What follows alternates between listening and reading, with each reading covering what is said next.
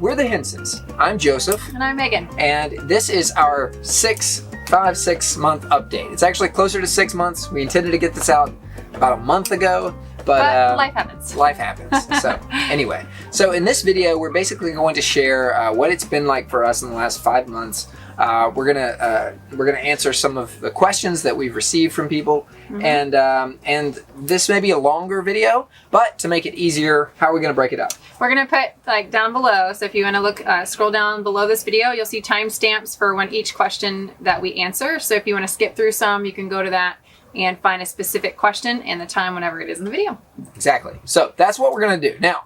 About 6 months ago, we sold our home and set off to do full-time RV living with the desire to spend time with our family, to live life on purpose, and really kind of take advantage of the freedom that we had to work full-time on the road, homeschool full-time on the road, but see the beautiful country that we had. So, so that was about 6 months ago. Let's talk about how that transition was and maybe an expectation you had versus the reality. Okay, so I think life has been pretty awesome the last 5 months, and the transition to living in the RV has been really smooth. I think one of the expectations that I had was that homeschooling and all the normal life stuff would kind of just be quick and easy to do because we had so much adventuring to do at the end of the day, or whatever. And that's not reality. I think some days homeschool seems long and that's all we do that day, and we don't go and explore that day. Some days we can get homeschool done quickly and then we move on. But I think it's taken us a little bit of time to figure out our actual stride and how to do the normal stuff like homeschooling and chores and upkeep of life, and also adventure. So I thought that would be a tiny bit easier because we had the excitement of adventure to have at the end of the day, or whatever. And some days it's still just life. Yeah, it's having a thing to do at the end of the day doesn't necessarily always motivate us to do it easier and faster. For me, I think my expectation was that I would have a lot of free time. I kind of had this idea of us sitting around reading books or something like that, and that's not really the way it is. It doesn't feel as much like camping. It feels a lot more like normal life. Though you are in a beautiful place, that's really it's really great to be able to do that, and to be in a new and wonderful place. It is still life. They're still busy, still work. We're not just hanging out all the time. Yeah, so though we hang out more still than we might have otherwise. We do, and that's the thing. It's but the thing is, we're doing stuff that we normally wouldn't do, right? Like we're here at a state park where there's springs and there's manatees, and so at the end of the day, we all will go out and see the manatees or whatever. So that takes up time, and then oh well, let's go to the store and get something, and we got to get groceries. All of this stuff still takes time, and so then traveling takes time. There's just a lot more to do than you just don't have endless free time. Yeah, you don't have endless free time, but we're doing more meaningful stuff with our time. We're not just kind of sitting around all the time. So it's a good thing, but it certainly is different than my expectation was. Okay, so. So now we're going to get into the questions that people gave us that they were interested in hearing answers to. So we're just kind of going to go through each one and give you our best answer. Number one, the first question we had was, and I think it's a really good one, are we tired of each other yet? Well, the answer are you tired of us yet? Well, what's it say in the notes? No, we're not tired of each other. I mean, that's the thing that we enjoy being together, but that said, when you're in a small space like this, you really whatever. If you have unresolved stuff, it's gonna come out, right? So if I'm frustrated, I'm just irritable or irritated, I'm gonna get irritated with them because they're in front of me, they're in my way, literally sometimes. So because that's a small space, so you really do kind of have to work on stuff, and we have to kind of be aware. Like Megan will say, hey, do you want to go You want to go take the trash out and just go for a walk or whatever? And then I'll be like, hey, have you gone for a run today? Or like, you going outside? And I'll look at him and say, why? She needs sunshine and coffee and exercise. Yeah. And those things, are usually like, okay, how are you doing on those things? Yeah, that's true. And so that is something that we do have a decent amount of relational care that we do still have to, I would make say sure that we are on top of. Living in a small space, you are aware of when someone might need some time alone or might need something to change. So this last week and a half or so, we were traveling a lot more on the weekends than we normally do. We normally get somewhere kind of set up for at least 5 or 6 days, but we were traveling a lot more to see some cool places that we couldn't normally see. Yeah. At the end of that, we were all a little bit more tired and irritable, so we needed to have a little bit of downtime. So we have to do a lot more managing and make sure that, like, hey, if one of the kids seems like they might be a bit more tired, making sure they have some rest, or if we're a bit cranky, like, hey, let's figure that also out. not only recognizing other people, but recognizing your own self. Right. Yeah. So you can definitely, in a small space, you're much more aware of how people are doing. But the cool thing is, because of that, you can also learn how to care for one another better and how to care for yourself. And I think we've been learning a lot about that, which has been really cool. I think that's been. You have to take a lot of huge, personal responsibility for your actions. And that's good. That's a good really thing, good thing, right? Like to be able to learn how to self-care and how to care for others and how to kind of read the room is a good skill. Yeah. So the short answer is no. No. Not yet. All right. So number next. 2 is, what has been your favorite place? And I think hands down we all agree Utah so Definitely. far. Now we haven't seen the whole U.S. And yet. it's funny is we disagree about where in Utah. So Utah has 5 national parks. 5. And they're all awesome. And they're all awesome. But my favorite was Bryce Canyon, which Bryce, we like to say Bryce, not a canyon, because it's not a canyon. But and yours was? Mine was Moab in general. I think Moab had a ton of variation in the landscape. You had snow-capped mountains. You had all these cool arches. You had you also had the Dead Horse Point State Park and the huge canyon there. That's actually a canyon. Canyonlands, which is right beside it. There was just so much there to see. And there's so much outdoor life happening, like outdoorsy kind of sport life happening there too. We also rented a Jeep there too. There's so much there. But I think in general, Utah is just insanely gorgeous. It is. We were there at a great time of year too, so it wasn't too hot, wasn't too cold. It was just amazing. It really was amazing. Yeah. So they're all everywhere we've been. I love, but out of all of them, Utah is just a great state. I mean, everything is awesome. Cool in Utah. So okay, next up, what is our what's your favorite part? Favorite part of RV living? Well, I think we're both the same on this, and it's kind of funny because when we talked, we pretty much have the same answer, and that is the perfect balance of adventure and consistency. Yes. And by that we mean... Yeah, so I love the fact that we're in a new place every week. It totally just meets my desire for variety and adventure. I can see new landscape, new beauty, just have new experiences every single week. Mm-hmm. But I also, and I think you would agree, we're both creatures of consistency and comfort, things that we know are the same, and living in an RV allows that. We like our own space, and we like to have our, we're like little, basically our little den. We're homebody adventurers. Yeah. Is that a thing? Which we can bring our home with us. Yeah, and that's the cool thing is that we always have home with us, and that we can outside is new, inside is the same. We sleep in our same bed, etc. So one time, real short, story to explain that, we actually broke down on our way to New Mexico, or we had just gotten into New Mexico. We were in New Mexico, and it was stressful because our truck broke down. And the cool thing was we pulled off on the side of the road, and we open up the trailer, and we go inside, and everything in there just feels so safe and warm and normal. Yeah, and I was outside working on the truck. Yeah, and I'm making dinner in a parking lot with the kids. Making tacos. So it was really it's cool. It's the best way to travel. For us, I love it. So that's our favorite part. Least favorite part, and this I don't think the answer to this doesn't have anything to do specifically with RV living. Yeah. It's just everyday minutia. Yeah. You have to wash your clothes. Changes every day because every day you have to do the different stuff. It's the minutia of existence. Yeah. You know? You have to wash the dishes, you have to feed your kids. I think the thing that makes it difficult is the fact that you're in a new place and it's awesome and you're excited, but it's this look at this junk is all over the place because we were doing this thing and earlier we didn't clean up. It's just that's annoying. Just everyday minutia. Some days we have to homeschool, some days And the lesson here, guys, is that doesn't go away. Yeah. Just because you're out experiencing new stuff, you still the stuff's still there. Yep.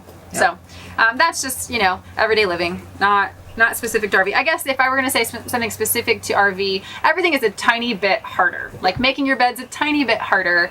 Getting groceries is a tiny bit harder. Doing laundry is a tiny bit harder. Storage, everything's smaller. Storage space is smaller. Fridge is smaller. But I also cabinets feel like with yeah. anything, it becomes your new normal. So like now I think we have a rhythm at about 5 or 6 months, and getting groceries just becomes like a part of our routine. Making our bed, he's now involved in the bed making process, which might be my favorite part. But making the bed's annoying. I mean, like, not making a bed is annoying, making that bed is really annoying. So, anyway. but I will say everything's a tiny bit harder, but you develop new normals. So, what is something that happened that you did not expect?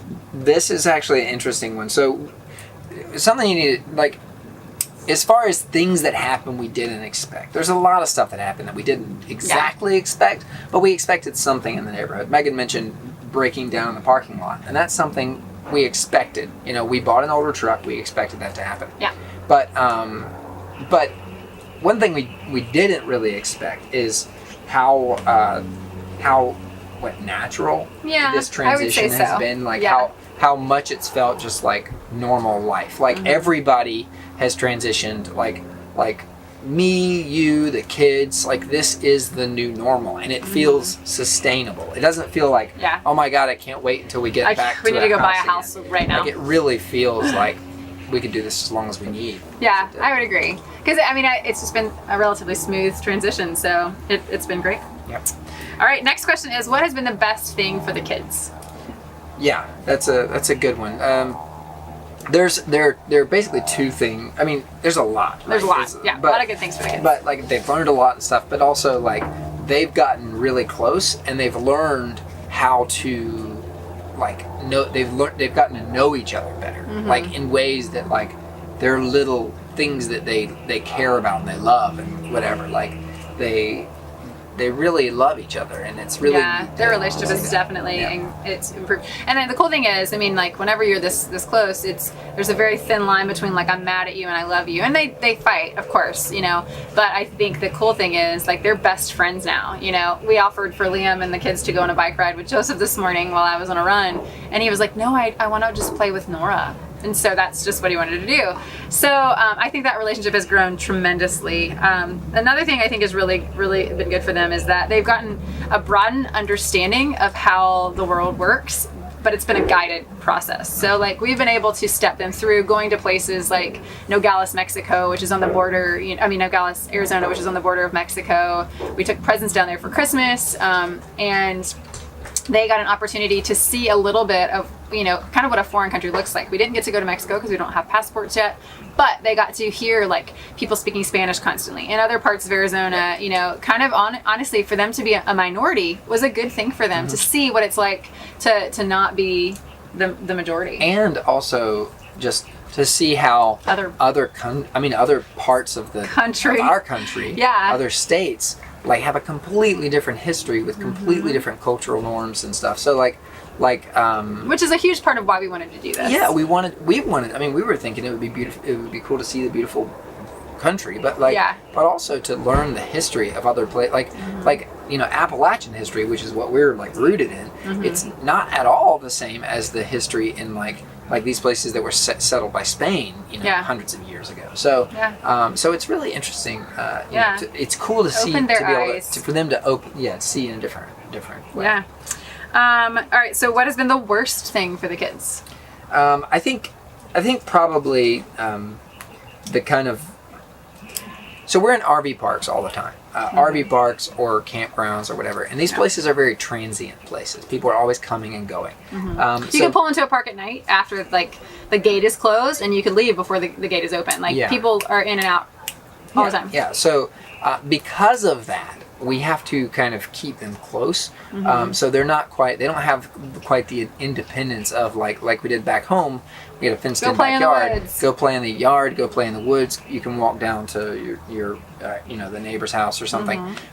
So it is like a place where we try to give them we have rules like they got to stick together and stuff. But but for the most part, they don't have that same independence. So that's something I feel like is a bit of a bummer for them. And I don't think even if we went to the same RV park or same campground every year, it would be the same. I don't think so, because the places, it doesn't matter what that place is like. It's that your neighbors change literally day now by day. That's why we typically choose places like state parks, and you can see around us there's a lot. There's an you see area all this where they green have stuff. space. Well, that's like in an RV park, that would be a camper. Yeah. This would all be. And for us, like we like the benefit of the RV park. RV parks give us a bit more of amenities, but they also require us to go with them to do all the stuff. Yeah, we're gonna do a series on RV parks, like on like the things that we like, the reasons we like RV parks. Yeah. But yeah, so we try to find ways to give them their independence, but they can't just go wherever they want when they want to. And they couldn't back home, but they had a wider range, like a bigger space to do that in. So, all right, the toughest thing to give up. We're going to stay at Pocahontas State Park. It's Virginia. that is Virginia. Yeah. He's gonna stay in Pocahontas State Park, you said. That's our neck of the woods. All right, so the next question is what is the toughest thing to give up? All right. So I think there's like, let's see, what do we have? All right. We have a few things. But So, yeah, there's basically like 3 things that were a part of that. So first is, I think the first thing might be, well, I would say first we'll say the availability of our family and the consistency of that, just being there and available to us. Yeah. And like I think you and I were talking that we used to have dinner with his mom and dad every Sunday. My mom could come up once a month. We just had built-in time with our family. And every one of our family members, even extended family, was the equivalent of what we drive like in a day. Yeah. On drive days. So 3 to 6 hours, we could see anybody in our family. I didn't really appreciate just how short that distance was until I was driving that like regularly. All the time. Yeah. So so that's something that that is certainly we don't have anymore. We're a plane ride away from seeing anybody. Yeah, and I mean, it used to be his mom could just come over and hang out with us for the day, or my mom could come up and spend a week with us, or we could go, So all that is just not available now. Granted, we've been so blessed to have them come out. At least 3 of our family members have been to see us 2 or 3 times, so that's been exciting.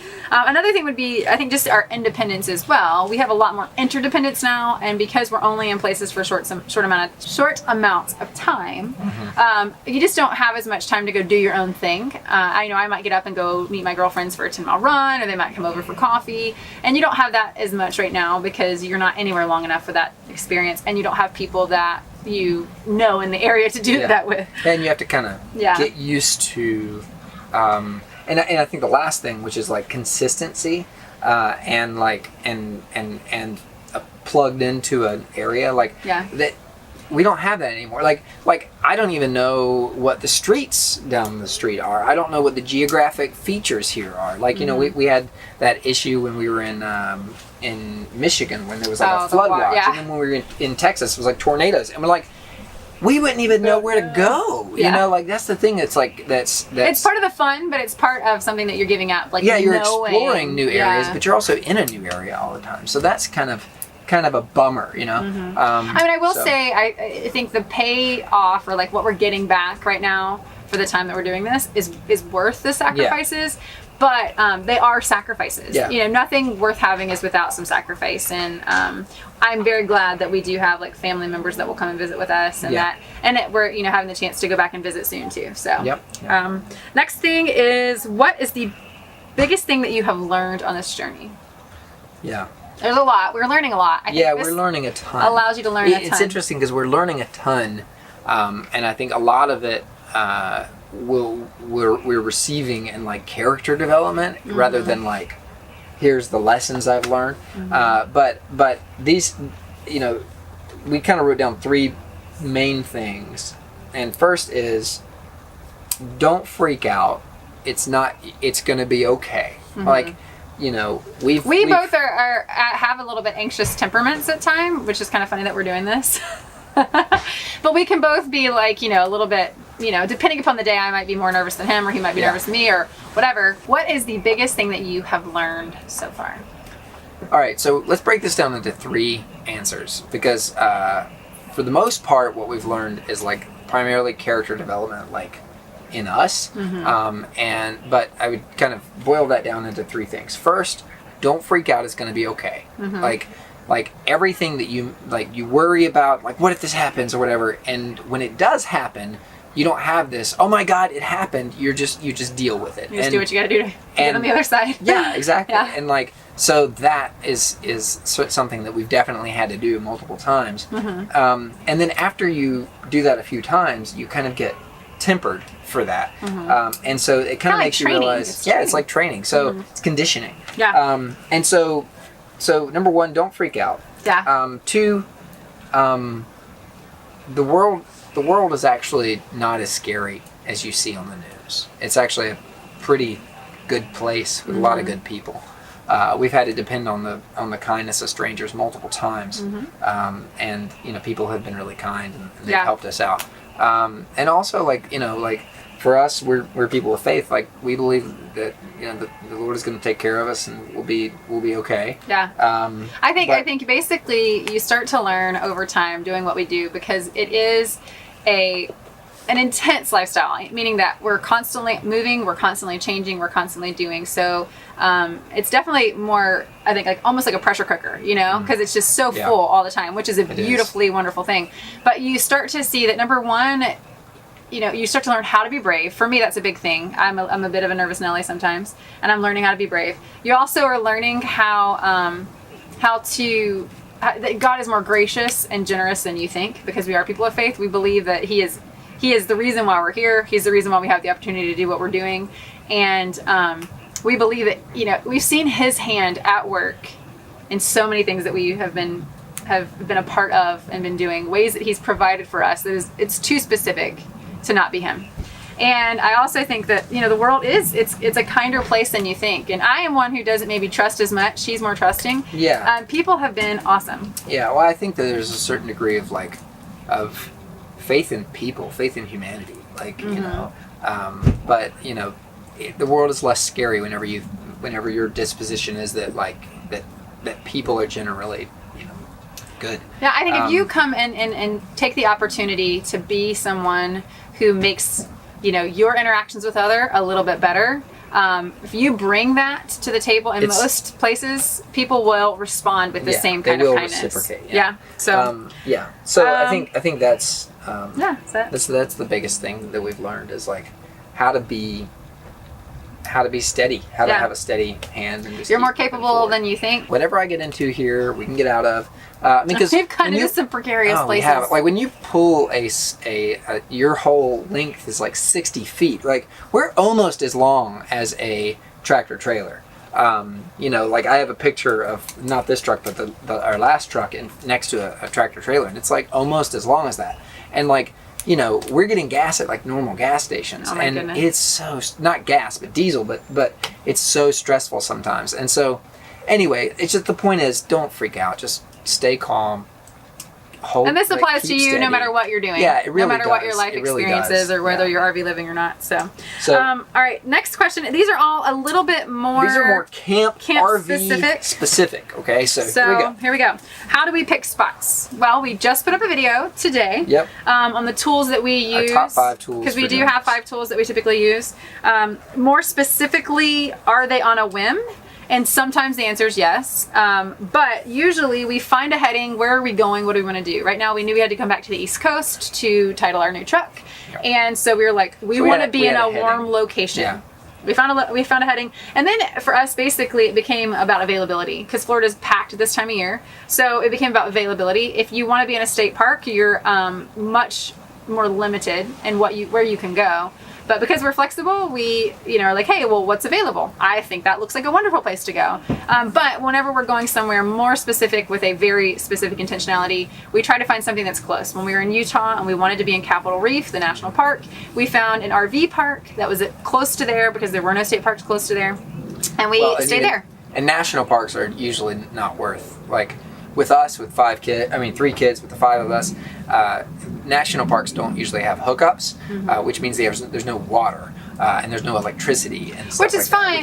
We don't mind that. For a night, but I gotta work. Okay, so we're not on vacation. We're still doing life. We gotta do homeschool. We gotta work. We gotta have cell signal. We don't have those in national parks. So anyway, that's the point. Is that there's a bunch of questions that we have, and a couple of the criteria, i.e. cell service, they have to match up, and then there's like this sort of checklist that we go through. I will say when I first started to try to decide where we were going, I felt insanely overwhelmed because there's so many places we want to go. Yeah. But then we started to realize, once we get to a place, we don't want to, as we travel, we kind of have a radius that we don't want to go outside of. We usually don't like to travel a lot more than 150 miles in a day, but we do now because it just makes more sense. So it just depends. Yeah. Well, things change, like our capacity for travel, our even need for things, like it changes. But the short answer is we find a heading, where we want to go, what area we want to be in, and then we kind of look around there. We usually look for a state park first. If there's no state park, we now have a 1,000 Trails membership. We'll look for that. We look for things that have some of the amenities or like the outdoor activities that we want to do, and then we go. And then we try to find somewhere kind of close to that so we don't have to drive super far. So, but when you're talking about staying places, the next question is, are there places where you can kind of camp anywhere? And the answer is yes. But when you go west. Now, when you're in on the East Coast is not very friendly to RVing. It really isn't. Now, if you're camping in a tent, I think you can find tons of stuff. Well, but Florida is very convenient. Florida is, no, I'm saying very convenient, but for free camping. I'm sorry, I should have said that. Free camping. So the short answer is kind of yes. You have to find somewhere that is usually public land or BLM, Bureau of Land Management land. If you can find those places, lands, then yes, there are. So there are places, but they're usually still in a specific area. So and it's in Arizona there's ton, and out west there's ton, but tons in Arizona, tons in Utah, tons even from in Texas. the video that we put out, the tools we gave some specific tools that are for that. Yep. All right, so I hope we answered that. 3 pieces of gear that are essential for a cross-country trip. I think first of all, let's disclaim, this would be different for every single family. Right. So we have a truck and a travel trailer, and we have a family. And if you are just going with your BFF or your boyfriend or your husband, you could probably just take a car and a tent, or even just a truck, and you could do that, and you could probably make it all the way across the U.S. and be totally fine. But with us and a family, we have different things that we would need. Yeah. So this is basically specific to us. Ours are but we're gonna do this 2 different ways. First, the way that we camp, which is largely either state parks or RV parks. And for us, one of the most crucial things that we have is a mat. And I love my mat. It is probably my favorite thing. It is 19. We'll look it up. I don't know. 19 by 10.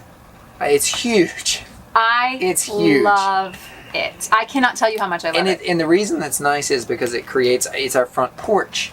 So it's we pulled into this spot and it was tight and it was dirt dirt. But we roll out our mat and now I feel at home. I feel like I'm not roughing it. And we do workouts on it, and kids can play on it. Burpees and yoga and all that stuff on this mat, which is nice. Yeah, and it's plastic, so it doesn't mildew. It doesn't retain water. It is super awesome. We haven't even cleaned it. We'll put a link down below, so if you're interested in it, it is my favorite. We love the mat. It's totally worth it. So anyway, the mat is number 1. 2, and these are a real pain in the butt. Any family that is traveling full time will tell you bikes are a pain. They're However, a total pain.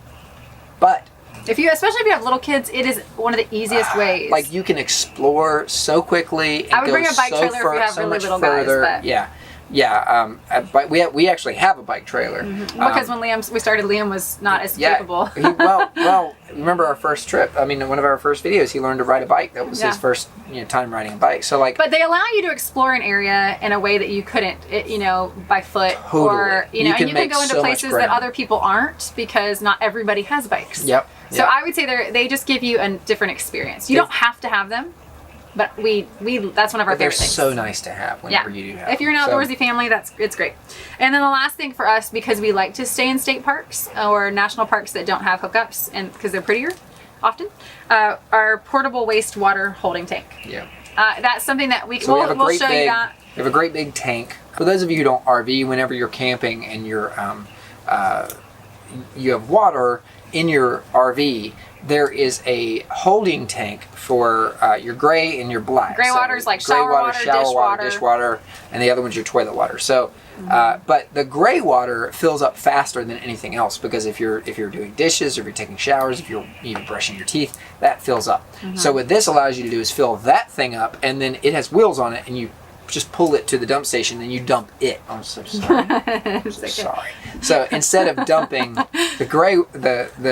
instead of filling up your gray water tank, you take it and you dump it instead of having to take your whole RV over there. So that's super handy. Now, let's answer Can this. you do it without any of those things? Yes. Yes, but you for can us, those are our totally. three. Now, if you're doing if you have an RV, so let's say you have an RV or a motorhome type of situation, here's what you need to do a really adventurous kind of trip where you're boondocking, whatever. If you had shorter amount of time, I would say immediately battery. Yeah. So boondocking again, you have no hookups. Yeah. So if you had a smaller rig or something, you weren't doing this full time like we're doing it, or you are, but you like to camp off the grid, I would say get a second or extra battery immediately, because if you're going to camp like dry camp, which means you don't have hookups, you need power to power your lights, to power your you'll make it like one day and then you're done if you don't have that electric stuff that you need. Yeah.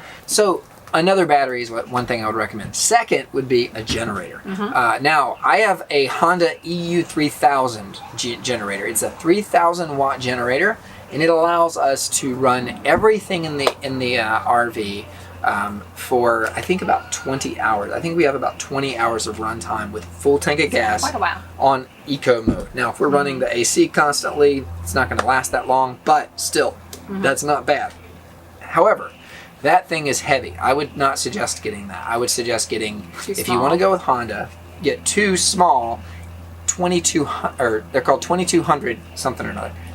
Two of those, they're lighter. You can only use one if you want to, and then you can run them in parallel. That's what I would do if I had to do it again. Yep.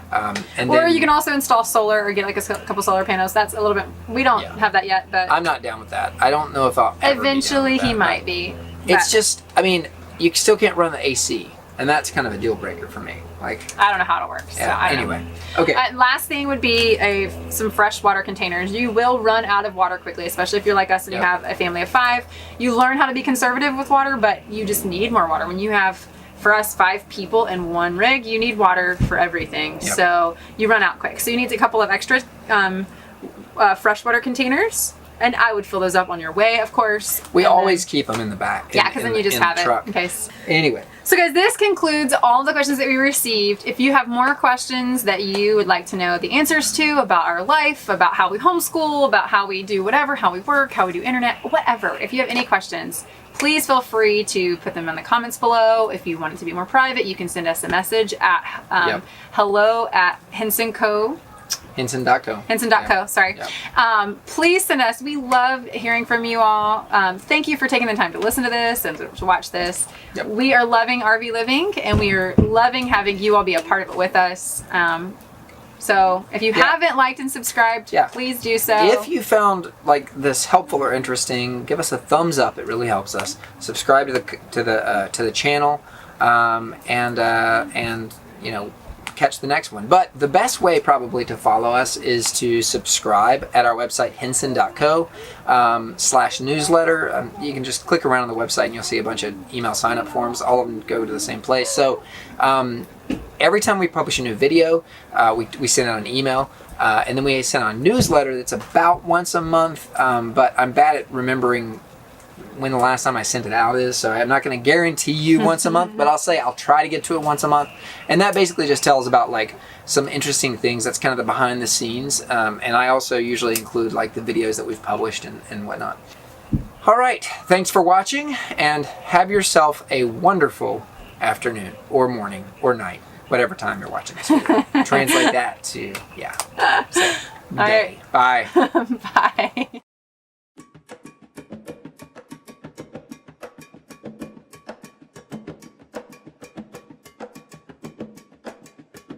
What to expect, and it wasn't. See?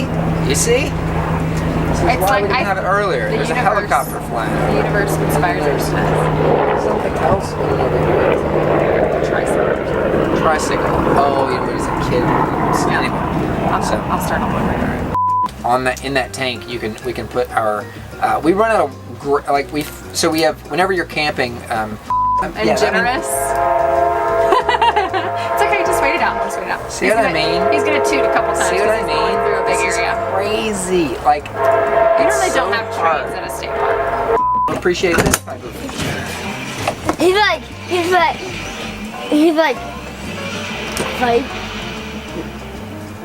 his assistant's like, fight. Nah, gosh. See the Transformer drive away because Optimus, Bumblebee.